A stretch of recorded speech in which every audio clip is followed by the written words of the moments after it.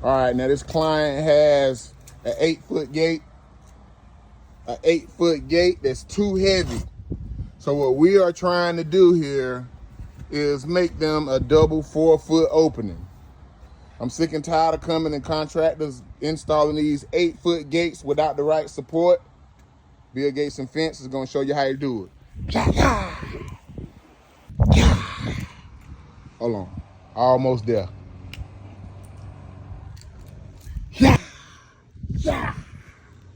Okay, we got it up. I'm sick of these contractors installing 8-foot gates.